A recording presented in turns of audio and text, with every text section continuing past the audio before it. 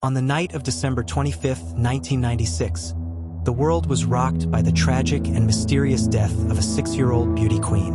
JonBenét Ramsey, a child star who had captured the hearts of many, was found dead in her family's basement, her murder shrouded in mystery. More than 2 decades later, the question remains: who killed JonBenét Ramsey?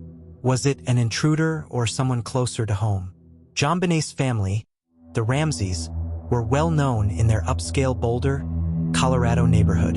The 1990s had just begun, and JonBenét was a star in local beauty pageants, admired for her precociousness, charm, and beauty. To the outside world, her family appeared to live the perfect life, but inside their home, things were far more complicated. JonBenét, a child beauty queen, was the youngest of 2 children in the Ramsey family. She had been participating in pageants since the age of 4, quickly rising to fame. But as she posed for photos and won crown after crown, behind closed doors, her family was about to face a nightmare they never saw coming. On Christmas night, 1996, JonBenét's family gathered for a holiday dinner at their home. After the celebration, JonBenét was put to bed in her room. Everything seemed normal. Her parents, John and Patsy Ramsey, tucked her in, unaware that it would be the last night they would ever see their daughter alive. The next morning, JonBenét's mother, Patsy, went downstairs to check on her daughter, only to find a disturbing note on the stairs. The note appeared to be a ransom letter demanding $118,000, an oddly specific sum, close to the exact amount John Ramsey had just received as a bonus from his company. At first, it seemed like a kidnapping, but as the hours ticked by, something wasn't adding up.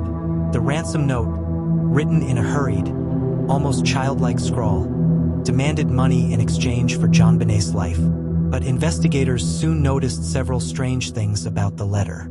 First, it was unusually long and detailed. Second, it seemed written on paper that matched the Ramsey family's stationery. And third, the handwriting resembled that of Patsy Ramsey, JonBenét's mother. Was the ransom note a clue or an elaborate hoax? The police were called, and the investigation began in earnest. But things quickly spiraled out of control. The initial search of the house was sloppy. Officers allowed family members and friends to roam freely throughout the house, potentially contaminating crucial evidence. At first, there was no sign of JonBenét, but as the hours went on, the search continued. Hours later, John Ramsey, JonBenét's father, took matters into his own hands. He searched the basement of their home and made a chilling discovery: JonBenét's body. She was found hidden in the wine cellar, covered with a blanket and duct tape over her mouth. Her neck was broken, and there was a garrote around her throat. It was clear that she had been murdered. The discovery of JonBenét's body opened a floodgate of questions. How had she ended up in the basement? Was the ransom note genuine? And most importantly, who could have done this to such an innocent child? The investigation became a media frenzy, with endless theories swirling around the case. Almost immediately, suspicion fell on JonBenét's family. The ransom note's peculiarities, the lack of forced entry into the house, and the fact that JonBenét's father found her body created an atmosphere of suspicion. But the Ramsey family insisted that they were innocent and that they had been victims of a horrific crime. The media began to scrutinize every aspect of the Ramsey family's lives. Interviews with Patsy and John Ramsey, as well as their son, Burke, who was 9 years old at the time, became the subject of intense public interest. However, the public's theory about the family's involvement in the murder grew increasingly complex. One of the most bizarre theories that emerged was that JonBenét's brother, Burke Ramsey, may have been responsible.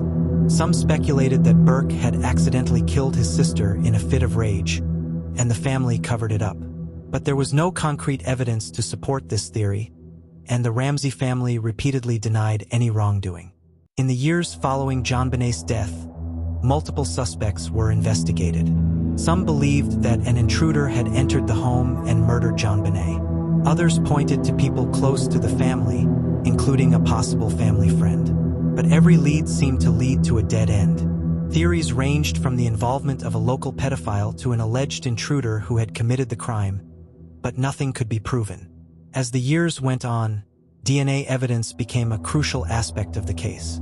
In 2008, DNA samples taken from JonBenét's clothing were tested, and results showed that an unknown male's DNA was present. This led some to believe that an intruder was responsible for the murder, though this theory continues to be debated by experts.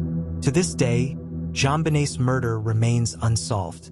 While the case has been reopened several times over the years, no one has ever been officially charged. Theories and suspicions persist, but the truth remains elusive. Was it an inside job? Was it a random act of violence? Or was it something even more sinister? JonBenét Ramsey's tragic death remains one of the most haunting unsolved cases in American history.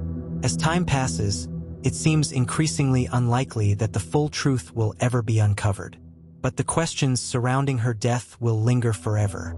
What do you think happened to JonBenét Ramsey? Let us know your thoughts in the comments below. Thank you for joining us as we explore the chilling case of JonBenét Ramsey. Don't forget to like, share, and subscribe for more unsettling true crime stories. Until next time, stay safe. And remember, sometimes the truth is harder to find than we think.